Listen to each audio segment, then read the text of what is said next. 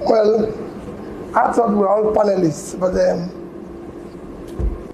let me start by most sincerely thanking Prime Minister Hassania and the good people of Bangladesh for hosting us, and Lord Moreland and his team for organizing this workshop. We're here to discuss SMEs, and all of us knows that SMEs, like it's been mentioned by the presenter, today is the engine of growth in most countries of the world. Not just developing countries, but developed countries of the world. According to the last World Bank studies and survey, SMEs is about 90% of the businesses and creates over 50% of the job globally. In developing and emerging markets like Bangladesh, they contribute over 40% of the GDP. In Nigeria, it's a similar situation, over 45% of the GDP. In places like China, they contribute over 60%, creating 7 out of every 10 jobs. In India, it's similar impact. So across the Commonwealth countries, you can say it's creating the same impact. Commonwealth country, as you know today, is the 56th nation of the Commonwealth, is about 2.5 billion in population, a third of the world, with over 1 billion young population and over 1 trillion in exports.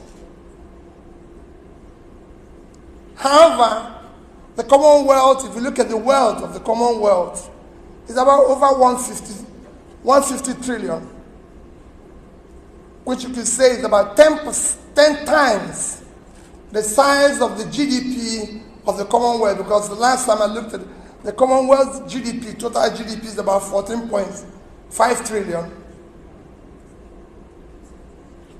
And over 30 times the total world export of about 5 trillion.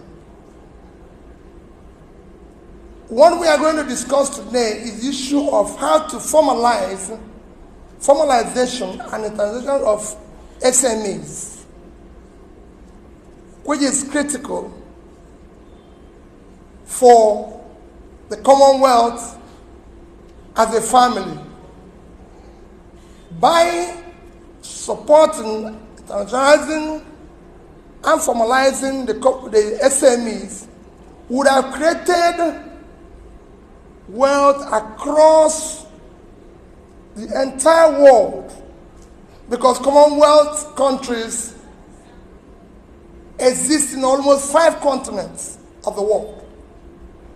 So by formalizing and internationalizing SMEs, you actually come across the entire world by ensuring the growth of this engine of development. But there's a problem within the SMEs, which I'm sure the panelists will be giving attention to. While this critical engine of growth is what is desired in today's world to be able to develop, especially, I keep saying, within the Commonwealth family, because if you look at the scope of what they are going to add is huge. If you look at the global economy, while I say they are a third of the population of the world, but if you look at the world GDP, it's about 100 trillion, and you look at the GDP of the Commonwealth, it's 14.5 trillion, which means they're just about 15% of it. If you look at the per capita, the global per capita of the world is about 10.7 when mean $10,700. But within the Commonwealth family, it is just $3,500. So you could see there's a lot of scope for growth, because most of the countries in the Commonwealth family are actually within the poor countries of the world, with so much potential. And to drive this potential and create this fortune that is sustained development across the Commonwealth, you need to support the SMEs, because these are the engine of growth, considering the amount of job they create and the impact they have, and they will be able, and this is where you have your youths who are starting entrepreneurship, building entrepreneurship, and that's where they are, and you must support them. The critical things they have is, one, it is, what you can say is, it has local peculiarities, but there are some that are across virtually all the countries, especially in developing and emerging markets. One is the issue of finance. Today, if you look at virtually all the countries, even within the Commonwealth countries, you'll find out that the level of funding gap within the SMEs are huge. In most countries, they will be lucky if they're able to get up to 30% of their requirements. I know in Nigeria in particular, it is below that. In Bangladesh here, it is about 30-something%. And in most countries that I studied, it's a similar situation.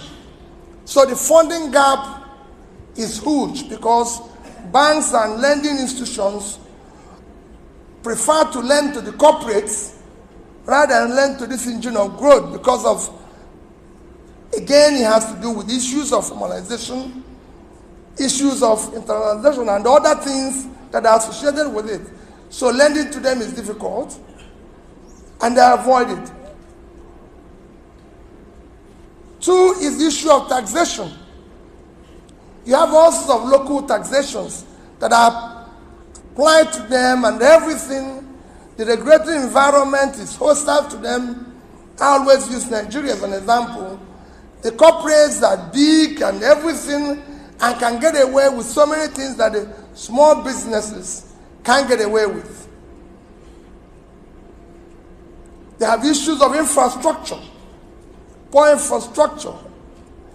In Nigeria, you look at electricity issues, to road, like Lord Molan said today when we were talking about Cameroon, and he said they have similar road conditions as Bangladesh.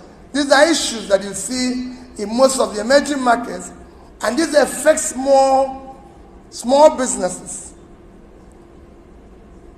They have issues where, because of lack of formalization, they are not able to explore international markets. So these are issues that affect them. To deal with these issues, the Commonwealth, as a family, needs to intervene in various countries, and various countries look at their policy. If they have a policy that is targeted, a favorable policies that is targeted to SMEs, to help them to formalize, have proper registrations and everything, which are happening in some countries like China and Indonesia today, that have a special ministries and departments that focus on support of SMEs. This will go a long way in helping them to formalize, help them to have all the registrations, and a competitive government having favorable policies that will support them. Again, on issue of financing, countries have to look at the overall credit of the nation, and the overall this, and probably dedicate a particular percentage of credit or lending to SMEs, like it is in China. It's about 25%. And similar situation in Indonesia. I must say that credits to SMEs in Bangladesh have been quite impressive, though not what it should be. But in other countries, like in Nigeria and Africa, they need to do more. There needs to be a dedicated percentage of the overall country credit lending that should go to SMEs, being that this is the engine in which those countries can grow and be able to build sustainable development and improve their economy. You need to have a situation where not just policies, there should be a clear physical support where government are supporting businesses and monetary support, like it's happened in China and Indonesia and other places. With these favorable policies and everything, we'll be able to start turning around the economies within the Commonwealth families. Like I said before, there's opportunity for growth within the Commonwealth family if you have a situation where you have support, clear support within the SMEs, and they're giving the support for internationalization within this family. You could easily double the exports. You could easily double the intertrade within this huge family, which cuts across 5 continents. And with that, increase the overall well-being. I showed you the gap that while the average per capita is 10,700, there are 3,500. So imagine today if you double that per capita. Imagine today if you double that their GDP. Because if they are a third of the population of the world, their GDP should also be a third of the world, not 15%. So there's quite a gap that you can close if you get it right by favorable support within the Commonwealth family. And this is something that is achievable. Thank you for listening.